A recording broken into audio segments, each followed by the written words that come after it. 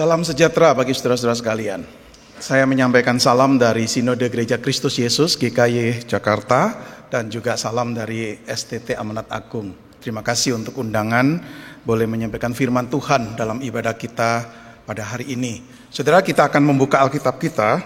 Kita akan melihat dari 2 Korintus.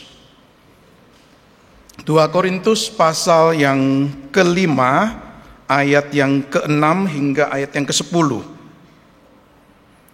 2 Korintus pasal yang ke-5 ayat yang ke-6 hingga ayat yang ke-10. Saya akan bacakan untuk kita sekalian. 2 Korintus pasal yang ke-5 ayat yang ke-6 sampai yang ke-10. Karena itu hati kami senantiasa tabah, meskipun kami sadar bahwa selama kami mendiami tubuh ini, kami masih jauh dari Tuhan. Sebab hidup kami ini adalah hidup berdasarkan iman, bukan berdasarkan apa yang kelihatan. Tetapi hati kami tabah, dan kami lebih suka beralih dari tubuh ini untuk menetap dengan Tuhan. Sebab itu juga kami berusaha supaya kami berkenan kepadanya, baik kami tinggal di dalam tubuh ini maupun kami tinggal di luarnya. Sebab kita semua harus menghadap tahta pengadilan Kristus, supaya setiap orang memperoleh apa yang patut diterimanya sesuai dengan yang dilakukannya dalam hidupnya ini, baik ataupun jahat. Sampai demikian jauh pembacaan firman. Yang berbahagia mereka bukan hanya membaca mendengar, tapi yang juga melakukan di dalam kehidupan setiap hari. Saudara, mari kita berdoa. Terima kasih untuk waktu yang Kau berikan. Hari ini kami bisa bersama-sama beribadah, bersekutu dengan Tuhan, dan bersekutu dengan saudara seiman kami. Dan kami sekali lagi berterima kasih. Tuhan, Engkau selalu menyatakan kehendak-Mu melalui firman-Mu. Pagi ini ketika kami membaca menentukan firman-Mu, Tuhan, kami mau membuka hati pikiran kami untuk mau terbuka mendengar apa yang Tuhan mau sampaikan kepada kami. Jadikan hati kami seperti tanah yang baik, di mana benih firman itu bisa bertumbuh dan berbuah. Kami berdoa menyerahkan sepenuhnya waktu ini dalam tangan-Mu. Berkati pakai hamba-Mu ini, dalam keterbatasan dia menjadi alat di tangan Tuhan. Berkati setiap kami, sehingga kami mengerti yang Tuhan mau kami mengerti. Dan kami semua dengan pertolongan Tuhan dimampukan untuk melakukan firman itu dalam hidup kami. Dengar doa kami di dalam nama Tuhan Yesus kami berdoa. Amin. Saudara, ada istilah yang mungkin saudara pernah dengar, yaitu istilah ambisi. Saudara, ini kata yang saya percaya itu tidak asing bagi kita. Ya. Saudara, ambisi itu adalah satu kekuatan atau satu kerinduan, keinginan yang kuat, ketetapan hati yang besar untuk mencapai sesuatu, meraih sesuatu. Apakah itu kekayaan, mungkin jabatan, posisi, kedudukan dan sebagainya. Saudara, seringkali ambisi itu dianggap buruk. Maka sering atau selalu itu memiliki reputasi buruk. Kalau seseorang disebut sebagai seorang yang ambisius, umumnya dilihat dengan konotasi negatif. Saudara, ambisi itu bisa membuat seseorang itu memakai atau mencari jalan apapun, cara apapun. Yang penting mencapai tujuannya. Saudara, ambisi itu bisa menyebabkan orang mengkompromikan kepercayaan-kepercayaannya, bisa mengorbankan iman kepercayaannya, bisa menyingkirkan integritasnya. Dia tidak menghiraukan prinsip-prinsip moral. Saudara, karena ambisi, orang itu bisa kemudian menjadi egois. Karena dia hanya fokus kepada keinginan atau kenyamanan atau keuntungan diri. Itu jadi fokusnya. Menjadi orang yang tidak lagi sensitif. Menjadi orang yang bisa kejam. Bahkan mungkin kerabat atau sahabat pun bisa dikorbankan demi ambisi itu. Tidak heran kalau sastrawan besar William Shakespeare itu pernah berkata begini. Ambisi itu tidak mematuhi hukum apapun, kecuali hukum nafsunya sendiri. Tidak mematuhi hukum apapun, kecuali mematuhi nafsunya sendiri. Dan Shakespeare berkata, karena dosa ambisi itulah para malaikat jatuh.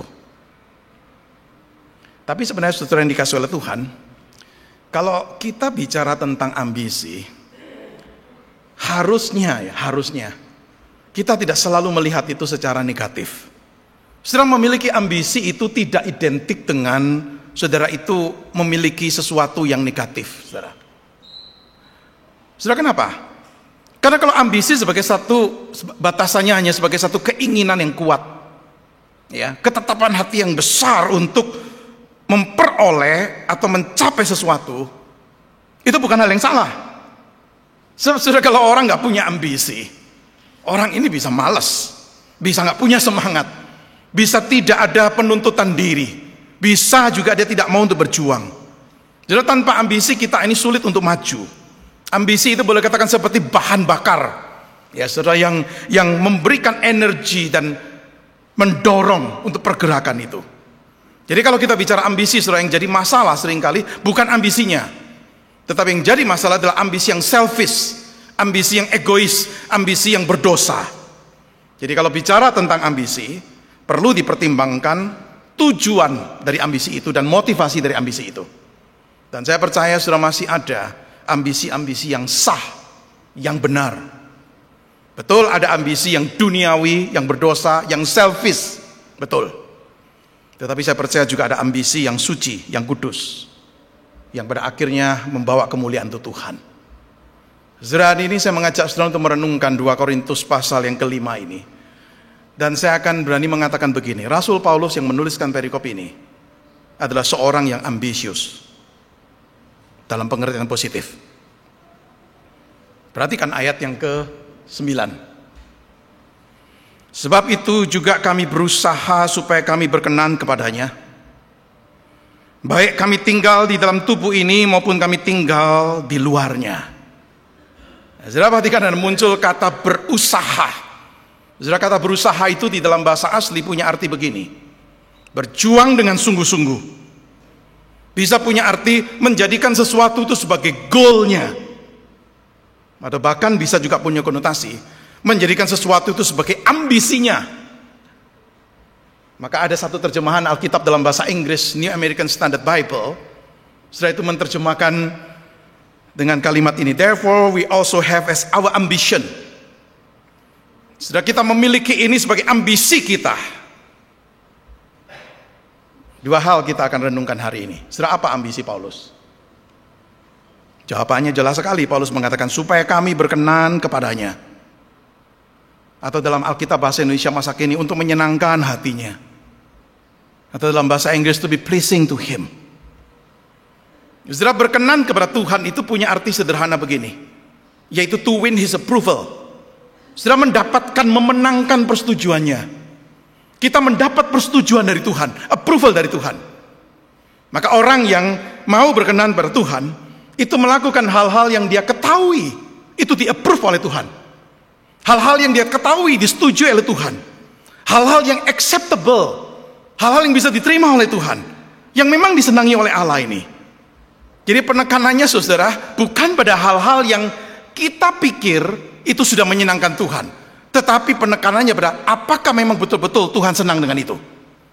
Saudara, kita harus membedakan ini antara apa yang kita pikir sudah menyenangkan Tuhan dengan apa yang betul-betul Tuhan sendiri senangi. Yesus pernah berkata begini, pada hari terakhir banyak orang akan berseru kepadaku, Tuhan, Tuhan, bukankah kami bernubuat demi namamu, mengusir setan demi namamu, dan mengadakan banyak mujizat demi namamu juga. Jadi ini orang-orang yang berpikir, oh kami sudah berkenan pada Tuhan. Ya kan, kami ini bernubuat, berbuat mujizat, mengusir setan demi nama Tuhan. Tapi Yesus berkata begini, pada waktu itulah aku akan terus terang kepada mereka dan berkata, aku tidak pernah mengenal kamu. Enyala dari hadapanku, hai kamu yang melanggar perintah Allah. Jadi ada orang-orang berpikir dia sudah menyenangkan Tuhan, tapi Tuhan melihat bukan itu yang dia mau. Saudara, kalau kita berbicara tentang hal berkenan pada Allah, memperkenankan Tuhan, kita ini harus selalu ingat bahwa itu mencakup keseluruhan aspek bidang hidup kita, bukan hanya beberapa bagian. Paulus pernah berkata di Kolose pasal yang ke-1 ayat 10, sehingga hidupmu layak di hadapannya serta berkenan kepadanya dalam segala hal. Maka tidak benar kalau orang yang mau untuk memperkenankan hati Tuhan adalah orang yang merasa sudah cukup, sudah puas karena oke, di area-area tertentu hidup ini saya baik kok. Apalagi kalau konsentrasinya kepada hal-hal yang terkait dengan pelayanan, spiritualitas. Oh, saya baik, bagus. Tapi keluarganya, rumah tangganya amburadul. bisnisnya penuh dengan trik-trik kotor. Saudara, ini bukan orang yang memperkenankan Tuhan. Karena harusnya berkenan pada Tuhan itu adalah dalam segala hal. Bahkan seorang yang punya ambisi untuk menyenangkan Tuhan, sudah ada orang yang menguji kehidupannya. Dia menguji banyak hal dalam kehidupannya, ini berkenan atau tidak kepada Tuhan. Di Efesus pasal yang ke-5 ayat 10 dikatakan, ujilah apa yang berkenan kepada Allah. Paulus mendorong jemaat Efesus, pikirkan baik-baik, tentukan, temukan, apakah ini berkenan kepada Allah atau tidak. Saudara, Indonesia menerjemahkan dengan ujilah. Artinya saudara, mungkin banyak aspek dalam hidup kita harus kita pikirkan baik-baik. Yang kita lakukan ini berkenan atau tidak. Sehingga orang yang memang berjuang untuk memperkenankan hati Tuhan itu tidak akan hidup sembarangan. Saudara, ketika Paulus berkata supaya kami ini berkenan padanya, Paulus itu melanjutkan dengan kalimat ini. Baik kami tinggal di dalam tubuh ini, maupun kami tinggal di luarnya. Saudara, tinggal di dalam tubuh ini berarti selama masih hidup. Kalau tinggal di luar tubuh berarti apa? Sudah mati. Saudara, kalimat itu mungkin bagi kita agak janggal ya. Karena kalau masih hidup ya memang sih berjuang memperkenankan hati Tuhan. Sudah mati ngapain ini untuk memperkenankan hati Tuhan? Tapi saudara, ungkapan itu sengaja dipakai oleh Paulus untuk menunjukkan apa? Keselaluan. Dia selalu nih. Dia selalu. Penggabungan dua ungkapan ini adalah untuk menekankan keselaluan dalam menyenangkan Tuhan. Sepertinya Paulus mau berkata begini, wherever, dimanapun, baik aku waktu di dunia ini, maupun nanti waktu di surga, ataupun whenever, kapanpun, baik sekarang maupun nantinya, aku memperkenankan hati Tuhan. Itu ambisi Paulus. Tidak ada satu momen pun dalam hidup Paulus, kapanpun itu, Paulus berani hidup tidak memperkenankan Tuhan. Tidak ada satu tempat pun dimanapun dia berada, dia berani hidup untuk tidak memperkenankan Tuhan. Saudara, ini ambisi, saya boleh sebut sebagai ambisi yang suci, yang dia mau terus pelihara selama hidup, seumur hidup, dan dimanapun dia berada. Saudara, berapa lama dia hidup, dan apakah dia sudah mati, akan mati atau tidak, itu bukan Paulus yang menentukan. Paulus sadar, bukan saya yang menentukan. Berapa lama usia kita, berapa lama Tuhan beri kesempatan kita untuk hidup, itu bukan kita yang menentukan. Tapi yang kita bisa tentukan adalah bagaimana kita hidup. Cara hidup kita. Saudara, hal menyenangkan Tuhan ini saya boleh katakan itu sepertinya apa? Ringkasan intisari dari iman Kristen. Kalau saudara ada waktu membaca perjanjian baru, saudara akan menemukan berbagai hal yang digambarkan ini berkenan pada Tuhan. Misalnya di Roma pasal 12 ayat 1 sampai 2. Persembahkan tubuhmu sebagai persembahan yang hidup dan berkenan pada Tuhan. Mempersembahkan tubuh itu salah satu contoh. Dan masih banyak bagian-bagian lain yang saudara bisa temukan. Saudara, pertanyaan yang saya ingin untuk saudara dan saya renungkan adalah begini. Saya percaya setiap kita ini pasti punya ambisi-ambisi tertentu. Mungkin saudara punya ambisi dalam bisnis saudara. Saudara punya ambisi di dalam, mungkin kalau saudara olahragawan, ingin buat prestasi atau ambisi-ambisi lain. That's fine, that's okay. Selama itu tidak egois dan tidak berdosa. Tapi pertanyaannya begini saudara, kalau kita ini bisa punya ambisi untuk bisnis kita maju, untuk diri kita bisa berkembang, untuk prestasi kita bisa hebat, permisi tanya, apakah juga punya ambisi kudus seperti Paulus? Saudara, bukan sesuatu yang mudah di zaman sekarang. So, sekarang ini kalau orang mengidentikan kebahagiaan, kesejahteraan, itu umumnya lebih dikaitkan dengan bagaimana menyenangkan diri. Bagaimana bisa mengaktualisasi diri, menguatkan diri, fokus pada diri. Kita hidup di tengah-tengah zaman seperti ini. Tapi saya coba bayangkan saudara, kalau banyak orang percaya dipimpin Roh Kudus, memberikan dorongan yang sama besarnya dalam kehidupan dan pelayanannya, seperti halnya ketika mereka melakukan atau menjalankan bisnis, ataupun kalau dia olahragawan, dia menjalankan, mempraktekkan latihan-latihan dalam olahraganya. Sudah bayangkan kalau punya dorongan besar yang sama seperti itu, bahkan lebih, maka Injil itu saya percaya akan memberi dampak yang besar pada dunia yang terhilang ini. Pertanyaan yang kedua, mengapa Paulus memiliki ambisi suci seperti itu? Jawabannya ayat 10. Sebab kita semua harus menghadap tahta pengadilan Kristus supaya setiap orang memperoleh apa yang patut diterimanya sesuai dengan yang dilakukannya dalam hidupnya ini, baik ataupun jahat. Ayat 10 dimulai dengan kata sebab. Berarti ini adalah landasan dasarnya atau alasannya. Kenapa Paulus punya ambisi itu? Kenapa? Karena dia tahu satu waktu dia akan menghadap tahta pengadilan Kristus. Dia tidak tahu kapan itu, tapi dia tahu pasti akan menghadap. Saudara, bicara tentang tahta pengadilan Kristus di sini, kita ini bicara tentang penghakiman terakhir. Dan Paulus katakan dengan jelas sekali di ayat ke-10. Kita semua harus. Bukan pilihan. Bukan mau tidak mau kita akan tampil. Harus. Jadi saudara, penghakiman terakhir itu bukan hal yang kita bisa hindari sebagai orang percaya. Semua orang percaya satu waktu akan berhadapan dengan Allah dalam penghakiman terakhir. Bahkan bukan hanya itu, Paulus mengatakan setiap orang percaya tentunya akan memberi pertanggungjawaban, berdiri di hadapan Tuhan untuk mempertanggungjawabkan perbuatan-perbuatannya, komitmen-komitmen individualnya. Berarti ini bicara mengenai personal accountability to God, setiap orang. Hal yang sama Paulus katakan di Roma 14 ayat 12. Demikianlah, setiap orang di antara kita akan memberi pertanggungjawaban tentang dirinya sendiri kepada Allah. Tidak setiap orang percaya berambisi besar untuk Tuhan. Tetapi setiap orang percaya akan menghadap Tuhan. Saudara, penghakiman yang Paulus bahas di sini bukan bicara penghakiman untuk nasib kekekalan kita atau keselamatan kita, bukan. Bukan menentukan kita ini akan selamat atau tidak. Saya percaya penghakiman terakhir bagi orang percaya tujuannya bukan itu. Penghakiman terakhir itu berhubungan dengan bagaimana kita ini bertanggung jawab, menyangkut pertanggungjawaban kita menjalani kehidupan ini dan menggunakan segala sesuatu yang Tuhan percayakan. Apa yang kita lakukan, bagaimana hati kita, itu akan dilihat, dinilai, dievaluasi. Tuh, kita tidak bicara mengenai nasib atau destiny kekekalan, tidak. Pada hari penghakiman, sudah akan ada assessment yang sempurna dari Allah. Maka kebenaran yang penuh tentang siapa kita, bagaimana hidup kita, karakter kita, motivasi kita, semua akan terbuka.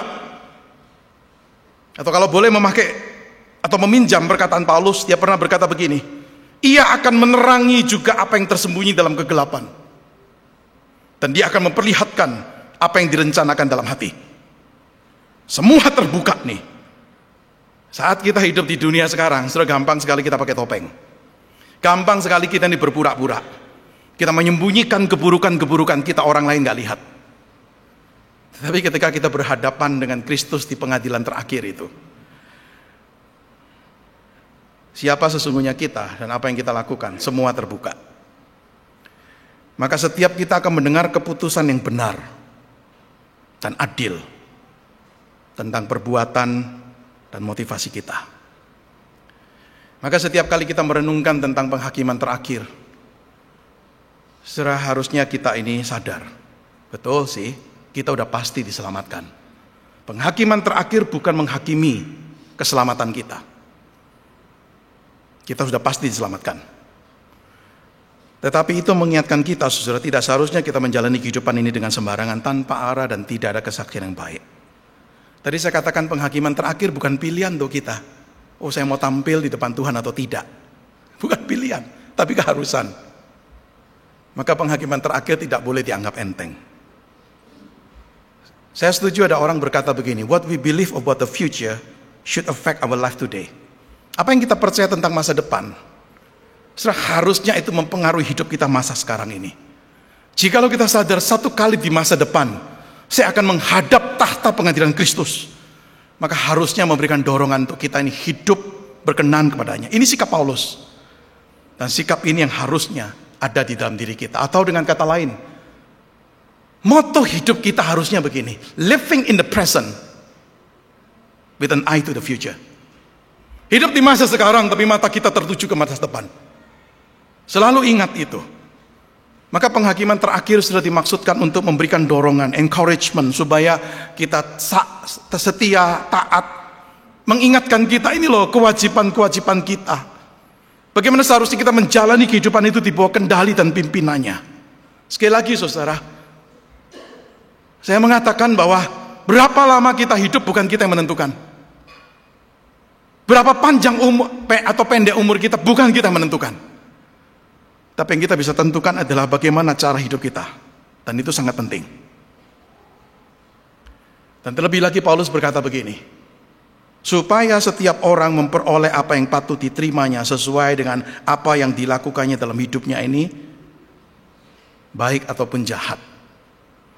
Mungkin lebih tepat bagi saya kalau saya terjemahkan bukan baik atau jahat, tapi baik atau buruk. Jelas secara tidak langsung di sini Paulus bicara satu kebenaran penting, yaitu akan ada upah surgawi. Setelah bicara upah, kita lebih banyak bicara sesuatu yang akan diterima nantinya. Memang ada upah atau pahala yang bisa diterima di dunia ini. Tetapi secara umum, kalau kita bicara upah, pahala, reward, kita bicara sesuatu di masa depan.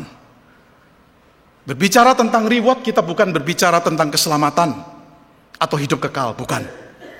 Saya tidak setuju kalau orang mengkategorikan keselamatan itu sebagai upah, tidak. Keselamatan bukan upah, keselamatan bukan pahala. Karena keselamatan itu anugerah, gift. Salvation is a free gift. Kita terima karena kita beriman.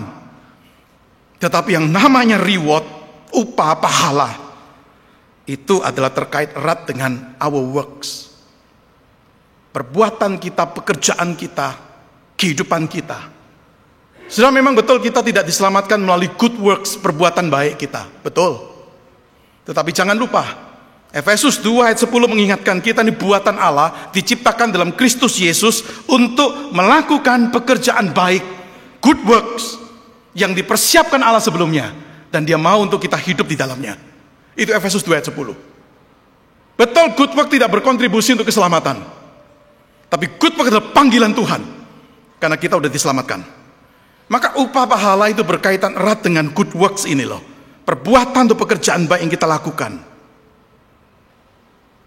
Dan kita bicara good work, saudara, jangan cuman kita bicara hal-hal besar yang kita lakukan untuk Tuhan.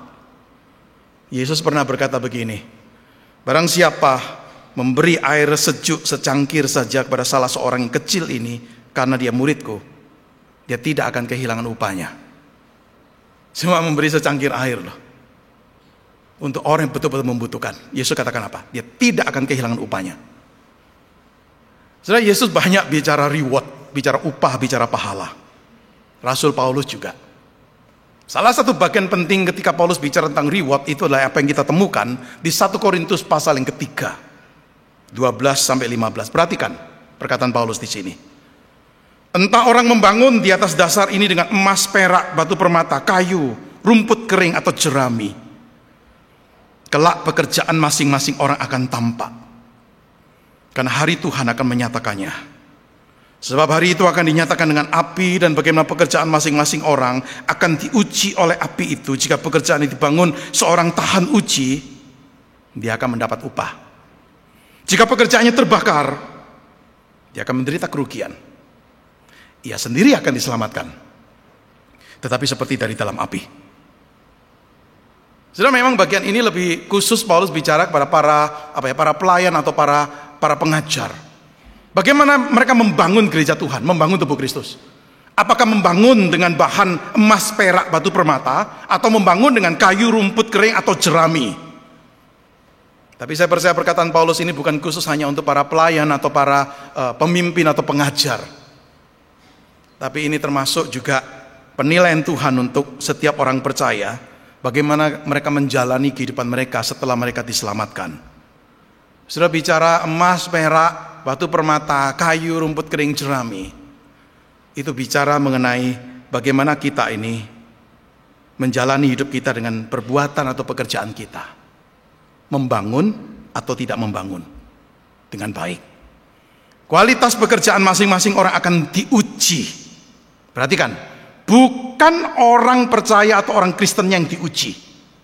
Digambarkan di sini dengan metafor api. Yang akan melewati api ini, saudara, itu bukan orangnya, tetapi pekerjaannya. Berkualitas atau tidak. Jadi persoalannya, saudara, bukan apakah seseorang akan diselamatkan atau tidak. Dan persoalannya adalah apakah pekerjaan yang dikerjakan itu akan mendapat upah. Bahkan saudara, kalau kita renungkan perkataan Paulus di sini, Paulus itu bukan sekedar cuma bicara adanya heavenly rewards, upah surgawi. Tapi Paulus juga bicara tentang apa? Berbagai tingkatan upah yang berbeda. Dikatakan memperoleh apa yang patut diterimanya sesuai dengan yang dilakukan dalam hidupnya ini, baik atau buruk. Yang dilakukan setiap orang percaya tentu tidak akan kualitasnya semua sama. Tidak. Paulus juga pernah memberi contoh dirinya dengan pelayan yang lain. Paulus berkata, baik yang menanam maupun yang menyiram sama pentingnya, dan masing-masing akan menerima upahnya sesuai dengan pekerjaannya sendiri. Paulus bedakan dia dengan orang lain. Semua sama penting memang, tetapi menerima upah sesuai, in proportion to, setimpal dengan apa yang dilakukan dalam pekerjaannya. Jadi saudara yang dikasih oleh Tuhan, kita melihat pekerjaan para pelayan ini, kualitas pekerjaan dilakukan akan dinilai oleh Tuhan dan akan diberi upah yang sesuai. Kembali ke 1 Korintus 3 tadi, jangan lupa ada yang membangun dengan emas, perak, batu permata. Itu bahan-bahan yang bertahan melewati api. Tapi ada yang membangun dengan apa? Dengan kayu, dengan rumput kering, dengan jerami. Bahan-bahan yang tidak akan lewat ujian api itu dan akan terbakar. Saudara, emas, perak, batu permata menggambarkan bahan-bahan dengan kualitas yang tinggi, yang baik. Maka bergantung pada pekerjaan itu dan kualitas bahan yang dipakai, Allah akan menilai pekerjaan itu dan memberi pahala yang sesuai. Selalu kita ingat, yang berhak menilai sepenuhnya dan benar adalah Allah, bukan kita. Kita bisa salah menilai diri kita sendiri atau menilai orang lain. Mengatakan, wow, ini bagus sekali, ini berkualitas. Tetapi penilaian tertinggi terakhir datangnya dari Tuhan sendiri. Sehingga pada waktu penghakiman terakhir, satu waktu saudara kita ini akan dinilai secara sempurna oleh Tuhan. Akan terlihat siapa kita. Allah akan mengevaluasi kualitas pekerjaan itu dan memberikan pahala yang sesuai. Dikatakan ada yang akhirnya terbakar dan mengalami kerugian, loss, kehilangan. Kehilangan apa? Saya percaya ini kehilangan upah, bukan kehilangan keselamatan. Karena Paulus katakan di 1 Korintus 3 kan, dia diselamatkan nih. Tapi seperti diselamatkan dari dalam api, sepertinya sesuatu yang nyaris aja nih, tapi tetap diselamatkan. Tapi dia menderita kerugian. Saudara, ada tingkatan upah yang berbeda. Yesus pernah memberikan perumpamaan uang mina. Seorang tuan memanggil 10 hambanya. Setiap hamba diberi masing-masing 10 uang mina. Lalu diminta untuk mereka berdagang, menghasilkan keuntungan. Sampai saat sang tuan pulang. Sang tuan pulang kemudian meminta pertanggungjawaban. Hamba pertama datang, 10 mina yang Tuhan berikan, aku hasilkan 10 mina.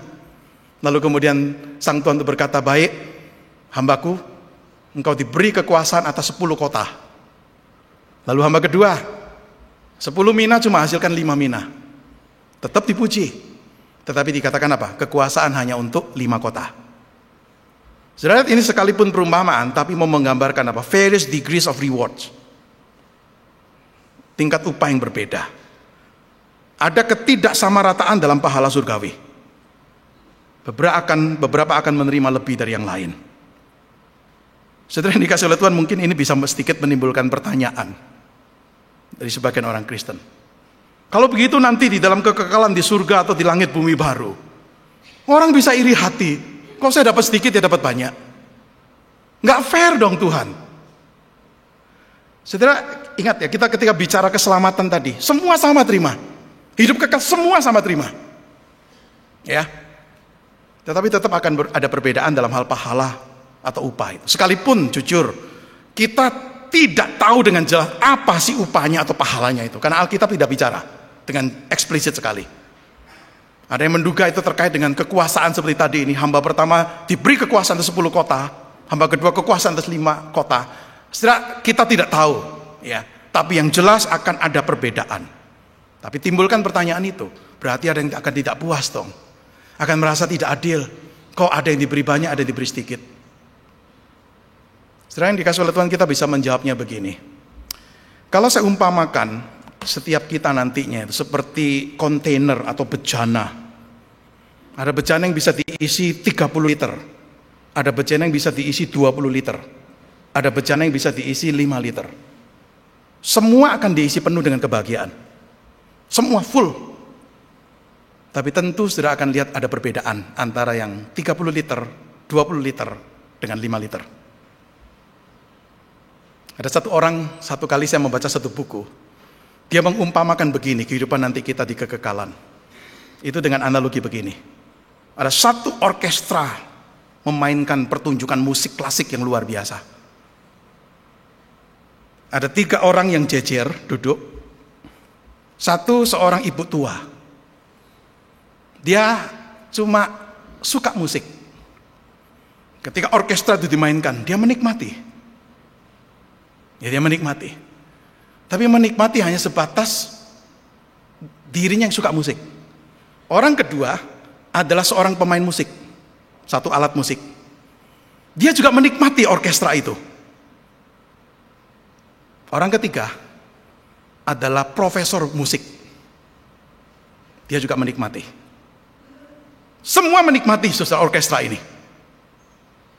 Tapi pasti ada perbedaan antara sang ibu, sang pemain musik dan profesor musik. Orang ini memakai analogi ini untuk menggambarkan kita nantinya. Semua sama terima keselamatan hidup kekal, kebahagiaan penuh, semua sama. Tetapi akan ada perbedaan juga. Dan yang kedua, selalu ingat saudara ketika kita nanti dalam kekekalan, kita ini sudah suci sepenuhnya. Tidak ada lagi iri hati, tidak ada lagi kecemburuan, dan tidak ada keserakahan. Maka orang yang menerima lebih tidak akan sombong dan meremehkan yang kurang. Dan orang yang mungkin menerima kurang tetap bersuka cita. Karena Allah tetap memberi pahala kepada dia sekalipun mungkin lebih sedikit. Dan dia juga bisa bersuka cita dengan orang yang menerima lebih. Saudara yang dikasih oleh Tuhan, biarlah kebenaran ini membawa kita untuk punya satu encouragement, dorongan, reward, mendorong kita untuk mengejar kehidupan pengudusan dan kekudusan yang memang harus kita kejar. Reward dapat menjadi dorongan yang luar biasa bagi kita yang bekerja keras untuk Tuhan. Seringkali kita udah kerja keras, tidak ada yang menghargai. Seringkali kita harus kerja keras dan pengorbanan besar. Maka Paulus pernah berkata di 1 Korintus 15, dalam persekutuanmu dengan Tuhan, jeripayamu tidak akan sia-sia. Saudara, kalau kita mengerti ini, kita menjadi orang yang akan terus terdorong memberi yang terbaik. Kitab suci memang tidak pernah secara eksplisit menjelaskan secara rinci upah apa yang akan kita dapatkan sih. Namun mengingat semua yang kita ketahui tentang Allah dan karakternya, kita bisa yakin satu hal. Upah pahala itu pastilah baik. Renungkan 3 pertanyaan ini. Rindukah saudara untuk mendapat upah pahala dari Tuhan satu waktu kelak? Yang kedua, apakah saudara sudah siap ketika satu waktu saudara bertanggung jawab, mempertanggungjawabkan kehidupan kita di hadapan tahta pengadilan Kristus? Dan yang ketiga, apakah saudara punya ambisi suci seperti Paulus?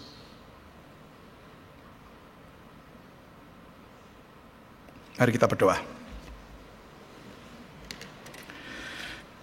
Berkati firman-Mu Tuhan. Ketika kami merenungkan topik dampak kesaksian hidup di dunia terhadap upah dalam kekekalan,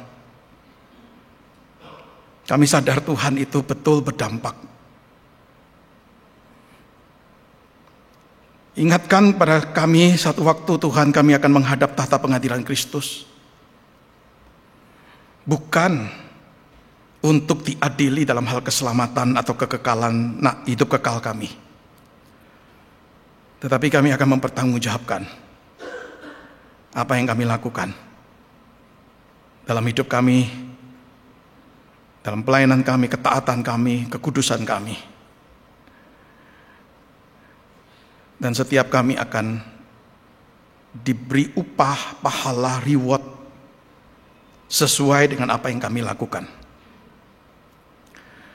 Mohon Tuhan Kau menolong kami. Belajar dari Paulus, seorang yang punya ambisi kudus, berjuang seumur hidup, berkenan kepada Tuhan, menyenangkan Tuhan, ingin untuk seluruh aspek hidupnya mendapatkan approval dari Tuhan. Mohon kebenaran firman boleh jadi berkat untuk kami dan tidak berhenti hanya sebagai satu knowledge, pengetahuan di benak kami, tapi membawa kami untuk bisa sungguh mempraktekkan itu di dalam hidup kami sebagai orang-orang yang sudah diselamatkan. Karena kami, setiap kami adalah buatan Allah diciptakan dalam Kristus Yesus untuk melakukan pekerjaan baik yang telah Engkau siapkan dari sejak semula, dan Kau mau untuk kami hidup di dalamnya. Berkati firman-Mu, di dalam nama Tuhan Yesus kami berdoa dan bersyukur. Amin.